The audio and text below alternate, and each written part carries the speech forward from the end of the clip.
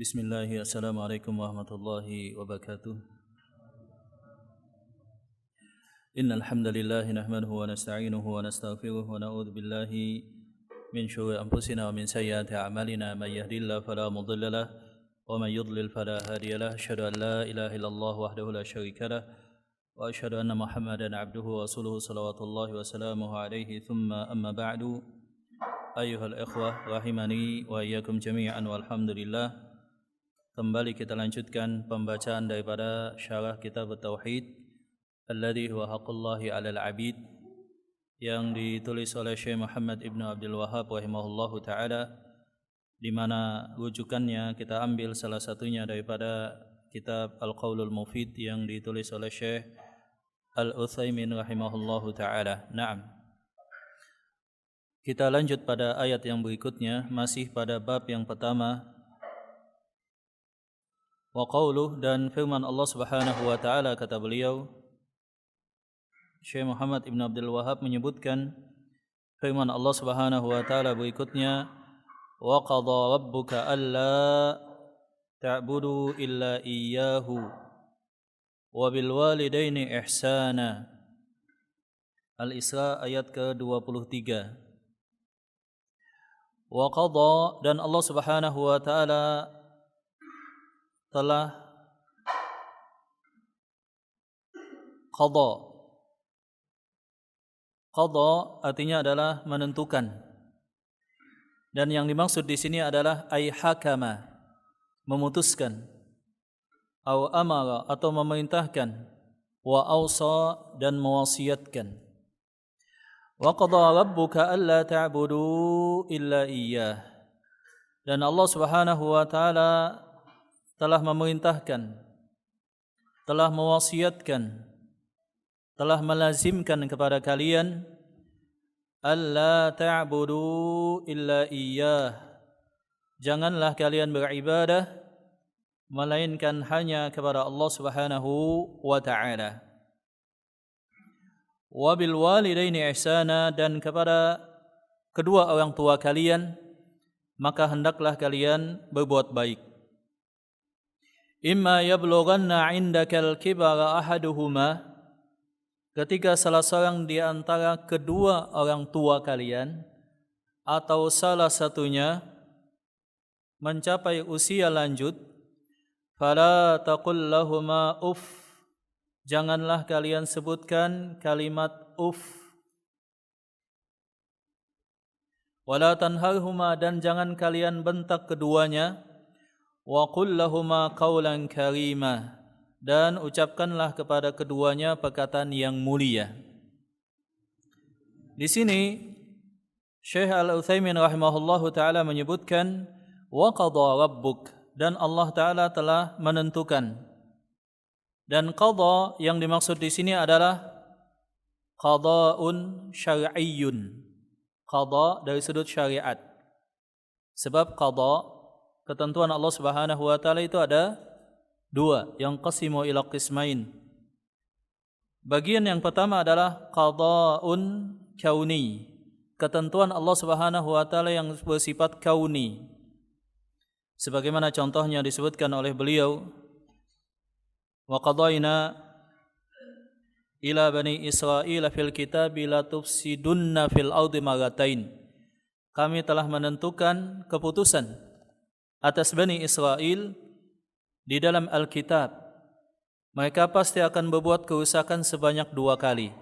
Nah, ini namanya adalah qada'un kauni, bahwa Allah Subhanahu wa taala idza arada syai'an ay yaqula lahu kun fayakun.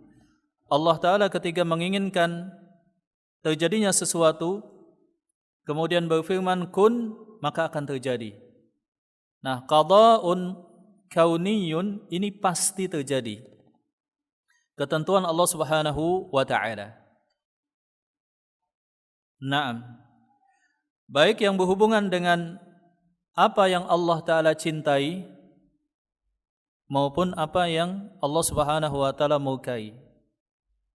Yang kedua adalah qada'un syar'iyyun, ketentuan Allah Subhanahu wa taala dari sudut syariat. Dalam makna lain adalah perintah. ketentuan, wasiat, hukum yang Allah Subhanahu wa taala tetapkan, maka qada'un syar'iyyun bisa terjadi, bisa tidak. Berhubungan dengan manusia yang diperintahkan, ada yang taat kepada Allah, ada yang maksiat, ada yang beriman dan ada yang kafir. Nah, firman Allah Subhanahu wa taala, wa qada rabbuka alla ta'budu illa iyyah, ini masuk dalam qada'un syar'iyyun. Ketentuan Allah Subhanahu wa taala yang sifatnya syariat. Dalam makna yang lebih sederhana, sebagaimana disebutkan oleh para ulama tafsir, itu maknanya adalah perintah, ketentuan, syariat daripada Allah Subhanahu wa taala. Maka di sini Allah Subhanahu wa taala memerintahkan wa qada rabbuka alla ta'budu illa iyyah. Dan Allah taala telah menentukan kepada kalian, memerintahkan kepada kalian, janganlah beribadah melainkan hanya kepada Allah. La ta'budu illa iyyah. Ini adalah an-nafyu wal itsbat. Jadi senantiasa dan harus betul-betul kita pahami bahwa tauhid itu senantiasa ada nafyu, ada itsbat. Ada larangan, ada penolakan dan ada penetapan. Sebab ayat-ayat yang semacam ini adalah tafsir daripada kalimat la ilaha illallah. Jadi kalimat la ilaha itu adalah kalimat nafyu, sebagaimana telah dijelaskan, kalimat penolakan. Adapun itsbat artinya adalah kalimat penetapan. Illallahu, tidak ada yang diibadahi dengan hak melainkan hanya Allah Subhanahu wa taala. Nah, maka senantiasa tauhid yang murni itu adalah memadukan antara nafyu itsbat. Nafyu itsbat. Senantiasa demikian. Kita lihat misalkan pada ayat yang sebelumnya yang telah kita bacakan, walaqad ba'atsna fi kulli ummatin rasulan, apa kelanjutan ayatnya? Ani'budullaha wajtanibut taghut. Sembahlah hanya Allah dan jauhilah semua taghut. Yang mana an-nafyu, yang mana? Ada yang masih ingat? Wa'budullaha wajtanibut taghut. An-nafiyunya yang mana? Penafiannya taghut, jauhilah taghut. Yang diitsbat, yang ditetapkan apa? Ubudullah. Ani'budullah, sembahlah Allah. Naam. Demikian juga firman Allah Subhanahu wa taala yang lainnya yang contohnya sangat banyak. Wa ma umiru illa liya'budu illa ilahaw wahida. Mereka tidaklah diperintah melainkan hanya beribadah kepada Allah yang satu. La ilaha illa huwa. Tidak ada ilah yang berhak diibadahi melainkan Allah. Di sana juga ada nafyu itsbat. Atau firman Allah Subhanahu wa taala yang lainnya, wa ma umiru illa liya'budullaha mukhlishina lahuddin. Tidaklah kita diperintahkan di dalam Islam ini melainkan beribadah kepada Allah ikhlas karena Allah Subhanahu wa taala. Maka senantiasa an-nafyu wal itsbat. Maka ini penting kita ulang tentang la ilaha illallah. Bahwa la ilaha illallah mempunyai 4 kalimat. Apa saja? La ilaha illa dan Allahu. Kemudian 4 kalimat tadi terbagi pada 2 rukun. Yang pertama adalah an-nafyu la ilaha, dan yang kedua adalah al-itsbat, yaitu illallahu. Kemudian la ilaha illallah supaya diterima di sisi Allah Subhanahu wa taala mempunyai 7 syarat. Yang pertama adalah al-ilmu, lawannya adalah al-jahl. Kemudian yang berikutnya adalah al-ikhlas, lawannya adalah asyirik. Kemudian yang berikutnya adalah al-qabul, lawannya adalah al-rad, menerima. Kemudian as-sidq, membenarkan, lawannya adalah al-kidhib. Kemudian al-inqiyad, lawannya adalah at-tarak. Kemudian juga al-mahabbah, lawannya adalah al-bughd. Maka itulah makna la ilaha illallah, itulah juga syaratnya. Dan adapun konsekuensi daripada la ilaha illallah adalah beribadah hanya kepada Allah dan meninggalkan semua jenis kesyirikan. Naam. Wa qada rabbuka alla ta'budu illa iyyah.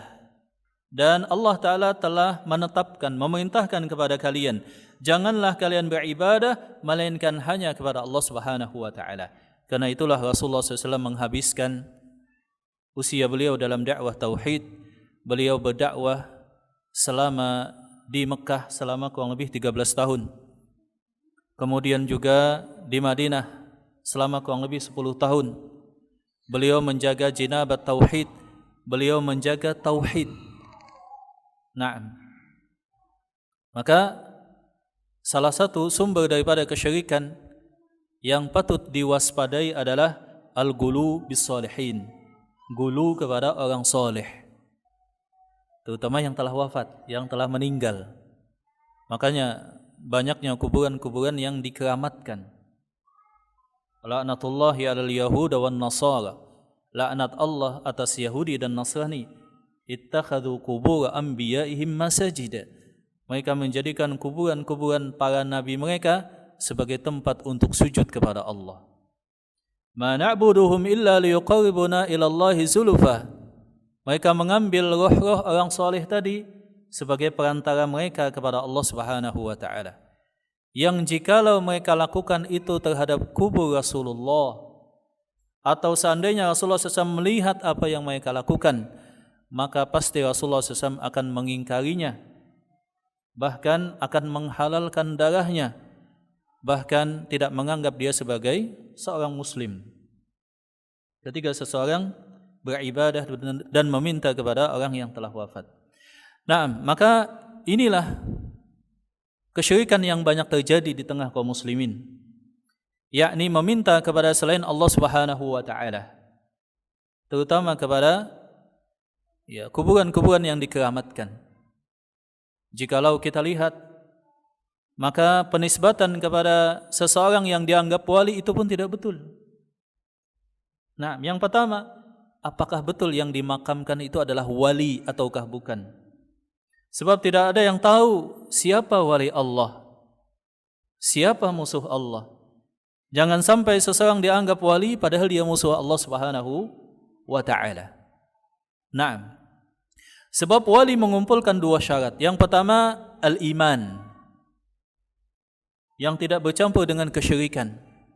Yang kedua adalah taqwa, yang tidak bercampur dengan kenifakan, kemunafikan. Sebagaimana firman Allah Subhanahu wa Ta'ala, wali Allah Subhanahu wa Ta'ala itu adalah alladzina amanu wa kanu yattaqun. Mereka adalah orang yang beriman dan senantiasa bertakwa kepada Allah Subhanahu wa Ta'ala. Nah, maka seseorang misalkan terlebih di Indonesia, jikalau dia dikultus individukan, dihormati orang lain misalkan, dia tahu ada potensi bahwa kalau dia meninggal, manusia akan berdoa di kuburan dia, beribadah di kuburan dia, menjadikan dia sebagai wasilah kepada Allah Subhanahu wa Ta'ala. Maka jikalau dia tidak mengingkarinya ketika dia masih hidup, maka dia bukanlah wali Allah Subhanahu wa Ta'ala. Dan ini kita lihat bersama dalam kenyataan. Banyaknya mereka yang dihormati, bahkan mendekati kuldus individu, terutama ketika telah wafat, mereka tidak menyampaikan hakikat sebenarnya, bahwa jikalau aku wafat, na'am, perlakukanlah aku seperti ini, seperti sunnah Rasulullah SAW. Jangan berlebihan, jangan meminta di kuburan, jangan kultus individu, jangan melukis, apalagi memahat, menyerupakan dia atau semacamnya. Jikalau dia tidak menyebut wasiat yang demikian, maka sesaleh apapun dia bukan wali Allah Subhanahu wa Ta'ala. Kenapa? Dia tidak berlepas diri ketika masih hidup. Yang pertama harus ditetapkan, betul enggak kuburan yang diibadahi selain Allah tadi adalah wali Allah? Kalaupun wali Allah Subhanahu wa taala, maka yang demikian juga tetap diharamkan sebagaimana bahkan terhadap kuburan para nabi. Sebab banyak kejadian jamaah di mana kuburan-kuburan yang dikeramatkan tadi ternyata bukanlah wali Allah, tetapi adalah musuh Allah Subhanahu wa taala. Atau yang kedua misalkan itu adalah kuburan yang dibuat-buat. Sebagaimana kuburan Husain bin Ali, sebagian riwayat menyebutkan ada 5, sebagian riwayat menyebutkan ada 7, ada di Irak, ada di Basrah. Ya. Ada di Irak, maksudnya di Basrah, ada yang menyebut di Kufah, ada yang menyebutkan di Syam. Ya, demikian. Maka yang demikian sama sekali diharamkan di dalam al-Islam sampai seorang muslim sebagaimana Allah taala firmankan dalam ayat ini, wa qadha rabbuka alla ta'budu illa iyyahu. Hanya beribadah kepada Allah Subhanahu wa taala. Naam, kemudian di sini Allah Subhanahu wa taala menyebutkan wabil walidaini ihsana, dan kepada kedua orang tua hendaklah berbuat al-ihsan.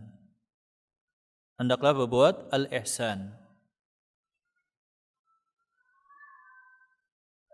Setelah Allah Subhanahu wa taala menyebutkan tentang satu hak yang paling penting bagi seorang hamba, yakni beribadah kepada Allah Subhanahu wa taala, di mana ini adalah hal yang paling agung di dalam al-Islam, maka Allah Subhanahu wa taala juga menyebutkan tentang hak berikutnya sesudah hak Allah, yaitu hak kepada orang tua. Hak kepada orang tua.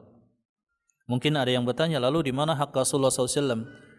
Para ulama menyebutkan di dalam hak Allah juga terkandung di dalamnya hak untuk taat kepada Rasulullah sallallahu alaihi wasallam. Kenapakah hak kedua orang tua didahulukan sesudah hak Allah Subhanahu wa taala? Itu dikarenakan kedua orang tua, ikhwan sekalian, menjadi sebab kelahirannya kita, keberadaannya kita di dunia. Wabil walidaini ihsana, dan kepada kedua orang tua kalian hendaklah kalian berbuat baik, al-ihsan. Al-ihsan itu maknanya macam-macam. Jikalau terhadap hewan, maknanya sebagaimana dalam hadis Rasulullah SAW, idza jabahtum fasinu dzibhah wal yuhid ahadukum syafratah wal yuhid dhabihatah. Kalau kalian mau menyembelih binatang, buat binatang itu tenang, kemudian tajamkan pisau kalian. Itu contoh ihsan kepada binatang. Di antara bentuk contoh ihsan kepada binatang adalah tidak membunuh kecuali jikalau yang pertama diperbolehkan untuk dimakan, niatnya dimakan. Yang kedua, atau jikalau hewan tersebut mengganggu, maka hewan tersebut boleh dibunuh. Itu namanya ihsan kepada binatang. Ihsan juga bahkan maknanya bisa kepada musuh. Makanya di dalam perang Rasulullah SAW melarang kaum muslimin untuk melakukan takdik bumi hangus. Begitu juga tidak mengganggu orang tua, anak-anak perempuan, dan membiarkan tempat ibadah selain daripada tempat ibadah kaum muslimin. Itu ihsan kepada musuh.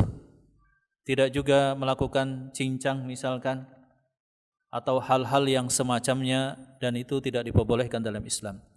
Adapun ihsan secara umum kepada manusia adalah kaful adza, yakni kita tidak mengganggu orang lain, tidak menzalimi orang lain, baik dengan lisan, tangan, maupun dengan hal yang lainnya. Wa badlun nada, dan senantiasa memberikan bantuan, ringan tangan, senantiasa membantu. Wa basyashatul wajh, dan wajah yang senantiasa tersenyum. Itu ihsan kepada sesama kaum muslimin.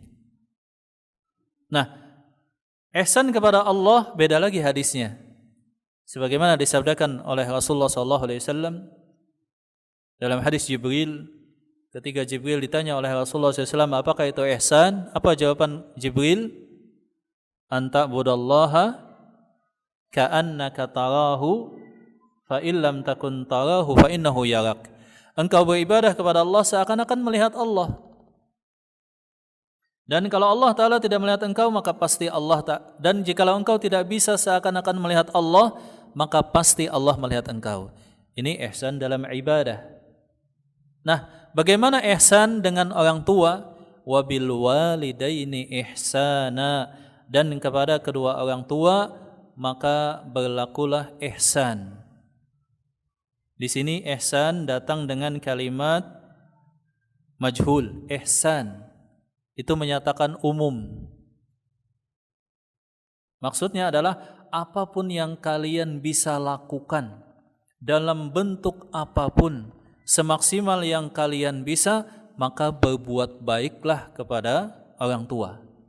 Makanya ihsan datang dengan kalimat majhul untuk menyatakan umum. Maksudnya apapun yang kalian bisa lakukan dengan cara apapun, semaksimal mungkin yang bisa kalian lakukan, maka lakukanlah itu demi ihsan kepada kedua orang tua.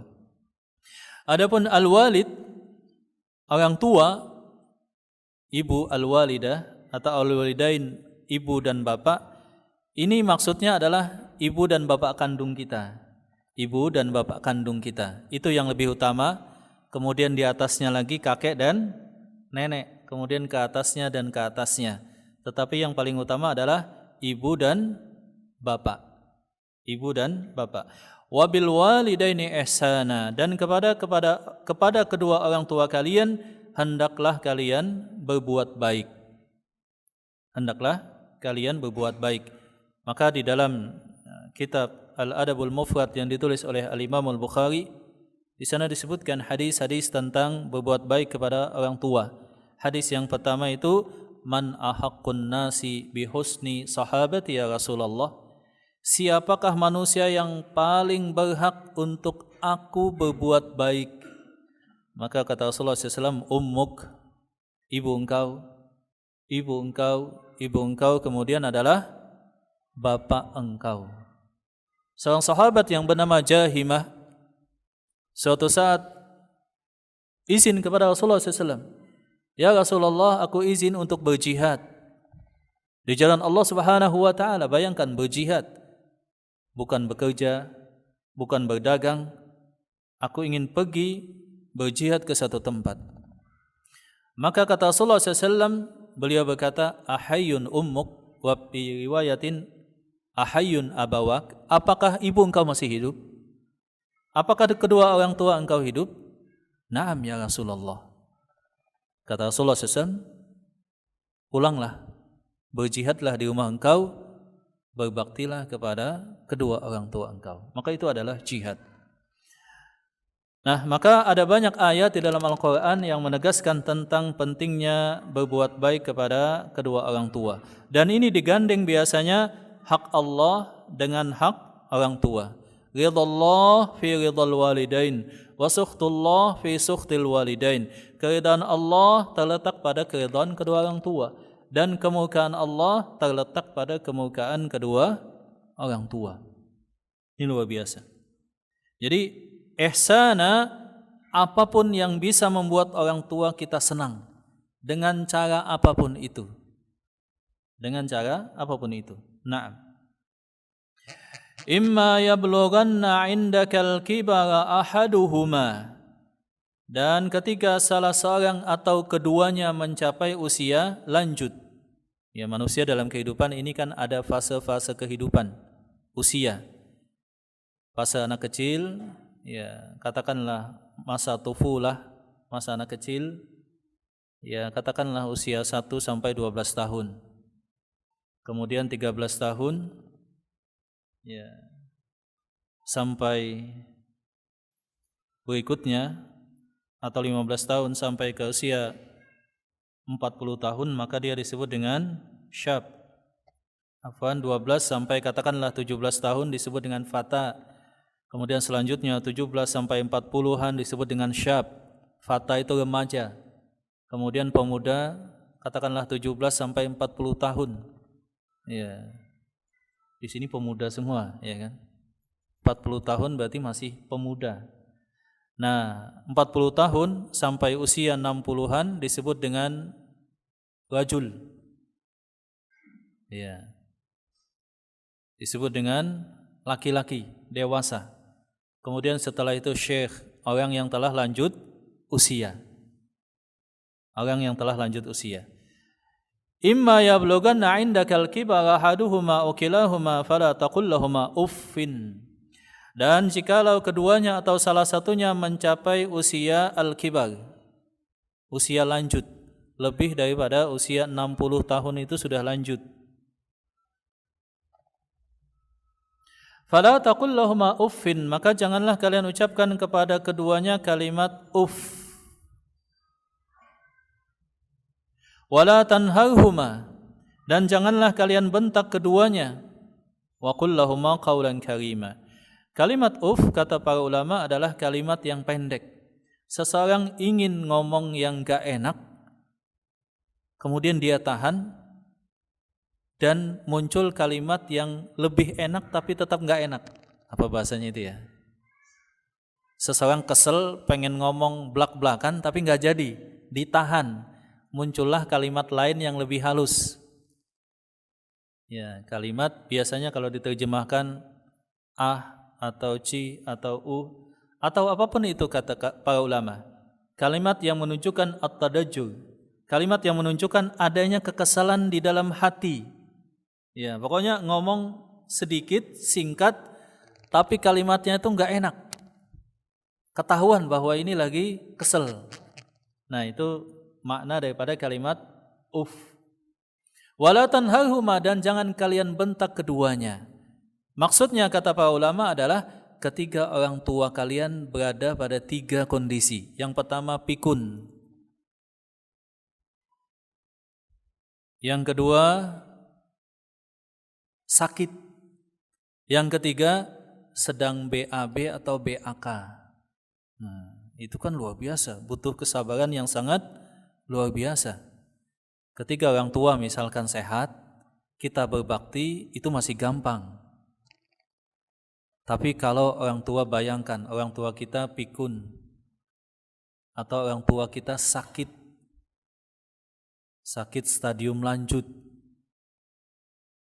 ya, sampai diangkat, dimandikan, BAB juga dicebokin, atau orang tua kita lagi BAB atau BAK.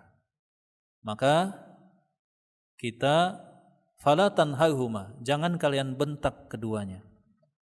Jangan kalian ucapkan kalimat tinggi, maksudnya. Jangan kalian ucapkan kalimat yang tinggi. Maka para ulama di zaman dulu ketika orang tua itu dijaga, kalimatnya jangan sampai lebih tinggi daripada kalimat orang tua. Intonasinya, nadanya dengan kalimat yang halus, dengan kalimat yang lembut, kalimat yang dipilih. Naam. Wa qul lahuma qawlan karima, dan ucapkanlah kepada keduanya perkataan yang baik. Wahfidh lahuma janahadh dhulli minar rahmah, dan rendahkan sayap kalian di hadapan kedua orang tua kalian. Karena sayangnya kalian kepada orang tua kalian. Dan senantiasa katakanlah, Rabbighfirhamhuma kama rabbayani shaghira. Ya Allah, sayangilah keduanya sebagaimana dulu mereka menyayangiku di waktu kecil. Rendahkanlah sayap. Hikmahnya kata para ulama, bahwa salah satu tahapan yang paling sulit berbakti kepada orang tua adalah saat sang anak tadi dewasa. Saat sudah sibuk beraktivitas atau merantau keluar kota atau menikah dan mempunyai anak, kemudian orang tuanya menjadi lanjut usia. Anaknya sudah berhasil, katakanlah kaya atau punya jabatan atau punya kedudukan, orang tuanya di kampung. Nah, maka Allah Subhanahu wa taala menyatakan wahfidh lahuma janahadh dhulli minar rahmah. maka rendahkanlah. Engkau itu tidak ada apa-apanya. Anta wa maluka li abika, bahkan engkau beserta semua harta engkau milik orang tua engkau. Makanya para ulama termasuk Syekh Utsaimin ketika ditanya, wahai Syekh, bagaimana cara saya berbakti kepada orang tua? Ibu saya numpang di rumah saya. Stop. Apa tadi dibilang? Ibu saya numpang di rumah saya. Bukan numpang, tapi engkau numpang di rumah orang tua engkau. Jadi orang tua enggak ada istilah numpang. Sebab anak dan hartanya milik orang tuanya. Seperti itu. Nah, maka jemaah rahmat Allah Subhanahu wa taala, di sini Allah Subhanahu wa taala menggandengkan antara ibadah kepada Allah Subhanahu wa taala, tauhid yang murni, dengan berbakti kepada orang tua. Dan ini adalah amalan yang sangat agung, yang hasilnya kata para ulama akan cepat dilihat oleh orang yang melakukannya. Sebagaimana hukuman Allah Ta'ala yang dipercepat itu juga adalah durhaka kepada orang tua. Maka kita bisa tanyakan kepada mereka yang telah wafat, ya kan, orang tuanya, jikalau dia adalah orang yang berbakti, coba tanyakan, apakah yang paling engkau dambakan? Pasti dia akan berkata, yang paling kudambakan adalah aku bertemu dengan orang tuaku. Seandainya Allah Ta'ala menghidupkan orang tuaku dan aku bertemu walau hanya 1 hari, walau hanya 1 jam atau sejenak saja, maka aku akan mengorbankan dan menjadikan tebusannya apapun itu, bahkan kehidupannya dan semua hartanya, demi bisa bertemu, apalagi berbakti kepada orang tua kita. Maka berbahagialah kita yang masih dipertemukan oleh Allah Subhanahu wa taala, kemudian orang tua kita masih hidup, maka itu adalah sebab yang menjadikan seseorang muslim dimasukkan oleh Allah Subhanahu wa taala ke dalam surga Allah Subhanahu wa taala. Maka Rasulullah SAW suatu saat berkata, amin, amin, dan amin. Para sahabat bertanya, ya Rasulullah, kenapakah anda berkata amin, amin, dan amin? Maka Rasulullah SAW menjawab, yang pertama kata Rasulullah SAW adalah, ketika Jibril datang kepadaku dan berkata kepadaku, ragima anfumri'in, sungguh telah celaka seseorang yang hidup kedua orang tuanya atau salah satunya, tetapi dia tidak bisa masuk surga Allah. Maka katakanlah amin, kata Jibril. Maka Rasulullah SAW pun berkata amin. Celakalah, kata Jibril, seseorang yang masuk bulan Ramadan, kemudian keluar bulan Ramadan, dosa-dosanya dia tidak dihapuskan. Maka Rasulullah SAW kembali menyatakan amin, dan sebagaimana dalam hadis Rasulullah SAW. Nah, ada pun beberapa ayat yang kita bisa bacakan daripada berbakti kepada orang tua.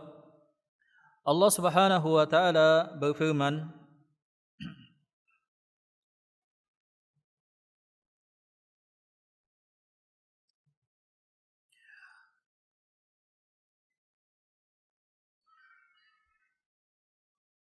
salah satunya adalah wa wasainal insana biwalidayhi husna, dan kami telah wasiatkan, yakni perintahkan kepada manusia terhadap kedua orang tuanya hendaklah mereka berbuat baik. Wa in jahadaka litusyrika bima laysa laka bihi ilmun fala tuti'huma, dan jikalau salah seorang di antara kedua orang tua kalian memaksa kalian supaya berbuat kesyirikan, maka janganlah kalian ikuti. Wa sahibhuma fid dunya ma'rufa. Fala tuti'huma ilayya marji'ukum fa unabbi'ukum bima kuntum ta'malun. Kalau orang tua kalian kafir dan memaksa kalian berbuat kesyirikan, maka janganlah kalian mentaati keduanya. Jadi batasannya itu hanyalah jikalau orang tua kita memerintahkan kepada maksiat. La ta'ata li makhluqin fi maksiatil khaliq. Adapun kalau orang tua kita non-muslim, kafir kepada Allah, kita tetap wajib berbakti. Ada juga sebagian orang galau, Ustaz, orang tua saya dulu menyia-nyiakan saya, tidak memberikan nafkah, bahkan menelantarkan saya, tidak memberikan hak-hak anak sebagaimana lazimnya, maka kata para ulama tetap kewajiban berbakti itu melekat pada dia. Termasuk juga orang tua yang kafir, maka tetap berbakti, batasannya hanyalah jikalau orang tua memerintahkan kepada kemaksiatan atau kepada kesyirikan. Allah Subhanahu wa taala juga berfirman dalam surah Luqman ayat ke-14, "Wa wasaynal insana biwalidayhi hamalathu ummuhu wahnan ala wahnin wa fisaluhu fi 'amaini an ishkur li wa liwalidayka ilayyal masir."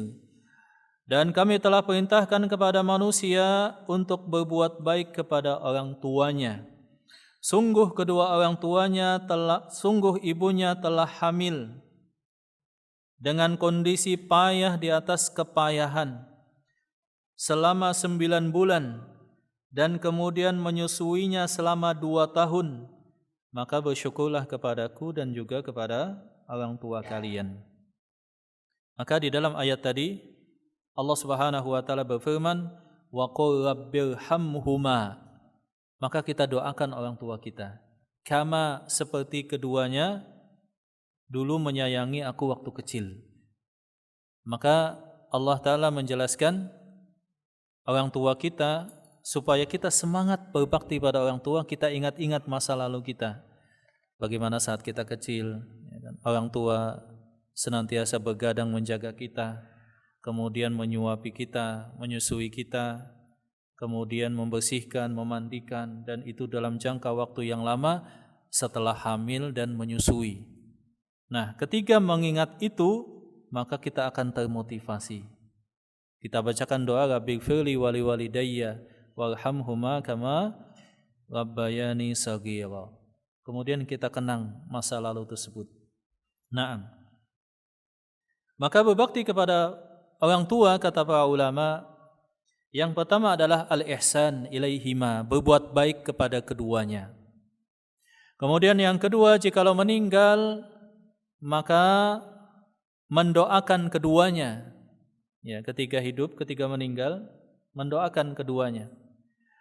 Kemudian yang berikutnya menunaikan wasiat keduanya. Dan yang berikutnya adalah menyambung silaturahmi yang dulu disambung oleh orang tuanya. Ya, jadi kita berbuat baik, kemudian juga kita mendoakan ketika meninggal, menjalankan wasiat, apa yang menjadi wasiat orang tua, kemudian menyambung silaturahmi. Orang tua kita tentu punya keluarga, ya kan? Dari bapak dan ibu kita sambung. Kemudian orang tua kita tentu saja punya teman ketika masih hidup. Nah, itu kita sambung pertemanan tadi. Itulah bentuk berbakti kepada orang tua.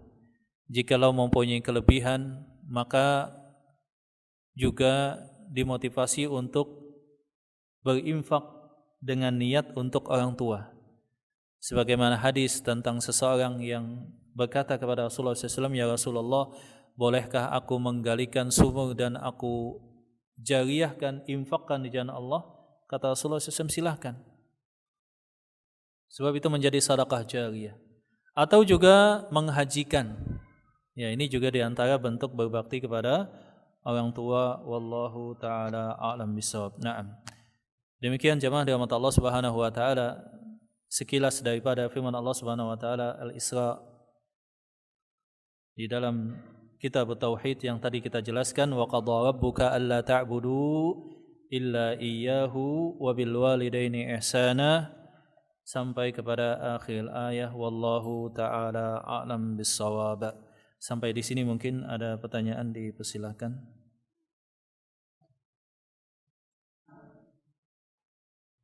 Silakan. Naam. Waalaikumsalam warahmatullahi wabarakatuh.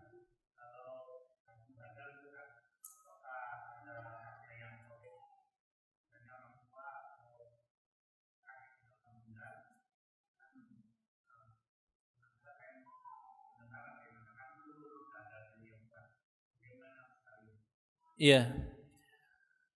Jadi semua para ulama sepakat bahwa boleh menghajikan kedua orang tua. Boleh menghajikan kedua orang tua. Berdasarkan hadis yang sahih di mana seseorang bertanya kepada Rasulullah SAW, "Ya Rasulullah, ibu saya telah wafat. Apakah aku boleh menghajikan?" Kata Rasulullah SAW, "Hajikan untuknya." Ya, hajikan untuknya. Maka para ulama sepakat bahwa yang demikian disyariatkan. Hanya perbedaan pendapat di kalangan para ulama adalah ada yang menyatakan ditekankan jikalau adanya wasiat. Wasiat itu maksudnya pesan. Misalkan orang tua kita berwasiat, "Nak, aku ini sangat ingin haji. Kalau keburu wafat, belum berhaji, tolong nanti kamu hajikan." Ya, ada yang menyatakan hanya jikalau ada wasiat. Ada juga menyatakan ada atau tidak adanya wasiat, maka bagi seorang anak yang berkemampuan disyariatkan untuk menghajikan orang tuanya jikalau belum haji. Ya, tentu saja dia yang menghajikan. Syarat menghajikan itu kan sudah haji terlebih dahulu, sebab kalau sampai di sana ya orang tersebut yang wajib haji, gitu maksudnya. Maka jikalau sang anaknya sudah pernah haji, haji kedua diniatkan untuk orang tuanya. Seperti itu. Bagaimana jikalau dia belum berhaji, sekalian haji? Ya, maka para ulama memfatwakan boleh dia wakilkan kepada orang lain. Jadi perbedaan pendapat tadi hanyalah apakah harus ada wasiat sebelumnya ataukah tidak ada wasiat juga boleh. Seperti itu. Tapi pendapat yang lebih kuat insyaallah ada atau tidak ada wasiat maka boleh saja dibadalkan. Tapi badal juga hati-hati juga, takutnya kita sudah badalkan tahu-tahu di sana tidak tidak dilaksanakan. Ada juga seperti itu. Kita sudah badalkan ya ternyata tidak dilaksanakan. Seperti itu. Nah, ada yang lain silahkan.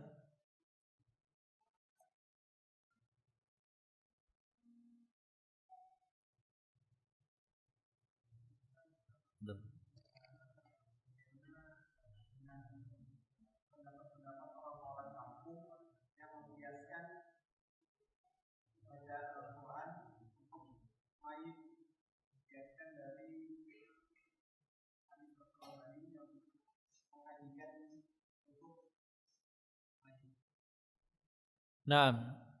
Baik. Jemaah rahmat Allah Subhanahu wa taala, bagaimana sebagian orang mungkin menyambung-nyambungkan bahwa boleh menghajikan orang tua berarti juga boleh membacakan gitu ya, membacakan Al-Qur'an atau menghadiahkan yang lainnya. Maka sebagaimana kita sebutkan, ini adalah permasalahan tentang apakah sampai atau tidaknya pahala yang dihadiahkan. Apakah terbatas hanya yang disebutkan dalam hadis Rasulullah SAW? Dalam hadis Rasulullah SAW itu kan menggalikan sumur, berinfak, kemudian menghajikan. Apakah terbatas itu ataukah semua bentuk kebaikan? Berdasarkan hadis Rasulullah SAW, al-waladu shalihu min kasbi abi. Anak soleh itu adalah investasi orang tuanya. Maka semua ibadah anak tadi otomatis orang tua juga dapat bagian daripada pahala. Lalu apakah betul sebagian orang berkata kalau boleh menghajikan juga boleh mensolatkan, boleh membacakan Al-Quran? Maka para ulama berbeda pendapat. Di antara para ulama ada yang menyebutkan bahwa pahala, ya menghadiahkan pahala itu sampai. Ya. Ada juga yang berkata tidak sampai. Yang betul sebagaimana dikatakan oleh Al-Imam Ibn Taimiyah. Al-Imam Ibn Taimiyah menyatakan dan bukan merupakan kebiasaan para salafus saleh mereka membacakan Al-Quran kemudian menghadiahkan. Mereka salat kemudian menghadiahkan. Itu bukan menjadi kebiasaan dan tidak didapatkan dalilnya. Maka berdasarkan hal ini, jikalaupun seseorang mengambil pendapat sampainya pahala anak, itu maksudnya adalah mendoakan, istighfar, berinfak, atau hal-hal yang lainnya. Dan semua kebaikan anak memang otomatis sampai kepada orang tua. Kita membaca Al-Quran, diniatkan atau tidak diniatkan akan sampai kepada orang tua. Yang menjadi permasalahan adalah di format khusus, ngumpul, diacarakan, kemudian ada ketentuan-ketentuan seremonial. Nah, itu yang kita katakan tidak pernah didapatkan dalilnya. Adapun orang tua mendoakan orang tuanya, beristighfar untuk orang tuanya, berinfak untuk orang tuanya, kemudian membaca Al-Quran, ya, baik untuk dia dan dia juga niatkan untuk orang yang telah wafat dan dia doakan seperti itu, maka kita katakan hal yang demikian tidak masalah. Tapi kalau kemudian ngumpul, ada seremonial, ada tanggal dan waktu khusus, ada pilihan yang dibaca ini dan itu yang kemudian oleh para ulama dikritisi. Itu maksudnya. Jadi seperti itu. Maka dalam hal ini kita juga harus tepat dalam menganalisa. Semoga bermanfaat. Jazakumullah atas perhatiannya. Aqulu qouli hadza wa astaghfirullah li wa lakum. Alhamdulillahirabbil alamin. Assalamualaikum warahmatullahi wabarakatuh.